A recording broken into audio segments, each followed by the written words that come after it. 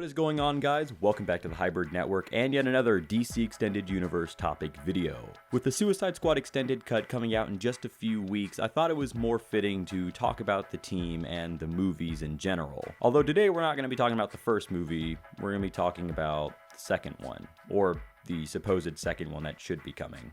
Maybe. We don't know. But what I kind of wanted to do was just put forth ideas and elements that I think should be in a Suicide Squad sequel. This isn't really things that I think absolutely need to be in it, but it's stuff that I think would make for a good Suicide Squad movie. So with that out of the way, let's get into it. Suicide Squad, I think, at the heart of it, is something that needs to be morally questionable.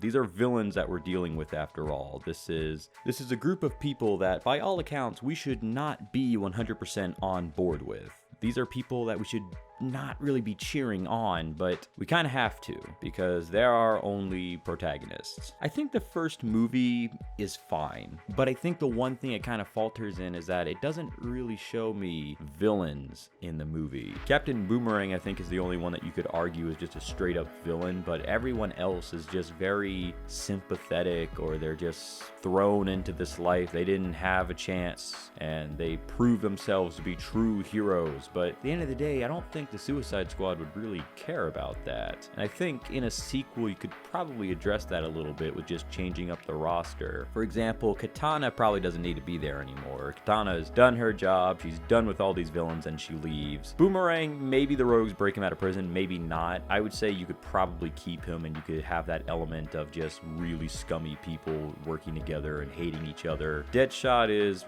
almost certainly would be coming back if they do a sequel. Will Smith is just too big of a name, first and foremost, but second of all, I feel like Deadshot needs a chance to kind of grow as a character, because Suicide Squad, we kind of got the elements of his character, but there was no real progression of who he was or what he became by the end of the movie. He kind of stayed the same static character. He wanted to be a hero to his daughter, but I feel like I would argue that even by the end of the movie, she kind of feels the same way about him. So I don't know, just Deadshot as a character, I feel like needs another movie to kind of grow a little bit amongst a bunch of other scummy characters. By that account, you could bring in some other people that really could add a lot to the team. I think Killer Frost would be pretty cool just because she's a serial killer. She doesn't really have a lot of remorse for people that she's killed. She's not really someone that looks back and thinks about how she got into this life. No, she loves being a frosty killer. She loves killing people. So I think a character like that on the team would really work alongside and juxtapose other characters that you want to push as being sympathetic. I guess like Deadshot, because that's pretty much the thing that you have to keep pushing with him. Second of all, Killer Croc could stay, but if you really kind of want to bring it back to old Suicide Squad roots, I think someone like Blockbuster would be interesting, just because he's a classic character that was on the team in the John Ostrander, I think their first appearance, I can't remember what book it was, but in their first appearance, Blockbuster was on the team. He died, but that's the kind of thing you need, right? You need a big hulking character that you wouldn't expect to go down easily, and then he does, and that raises the stakes exponentially throughout the movie. I think outside of characters though, Suicide Squad at its heart needs to be grounded. Suicide Squad, in the first movie they dealt with like a magical entity, and that was all fine and good. It introduced magic into the universe, great, awesome. But now that characters like Superman, Batman, Wonder Woman, Aquaman, and the rest are gonna be in this world, there's no point in the Suicide Squad really dealing with threats of that magnitude because the Justice League has it. So what do you do with them?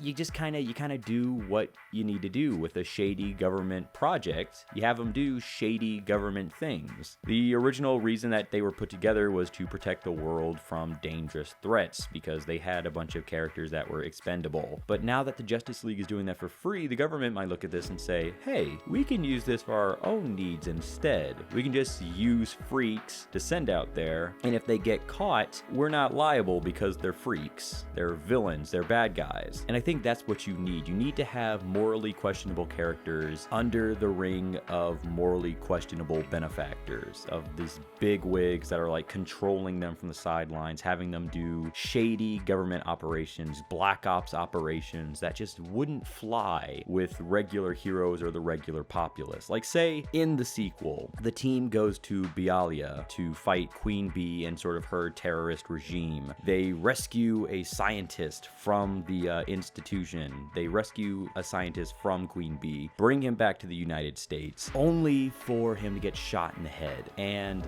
the thing behind this being, oh, there was a bomb planted in Bialia that we were going to set off, but this guy was the only one that knew the codes to deactivate it, so we had to kill him. That's just what you need. You need the team doing something that the audience can connect with and say, oh, that's pretty cool, that's pretty good of them, and then at the end make it, oh, no, what they were doing was not good, but they didn't know about it. That's just the thing, because the Suicide Squad as characters needs to be questionable, needs to be dark, and it needs to really make you think, who are the bigger villains? These villains or the people that are pretty much enslaving them? That's what I think you really need in a Suicide Squad movie. But at the end of the day, that's just my opinion. The real question is, what do you guys think? What do you think needs to come in a Suicide Squad sequel? What do you think we need to see? Who do you think we need to see? And what kind of storyline should we put forth? I'm really interested to see what you guys have to say. Thanks for listening, and if you like this video, go ahead and give it a thumbs up. It really helps us out.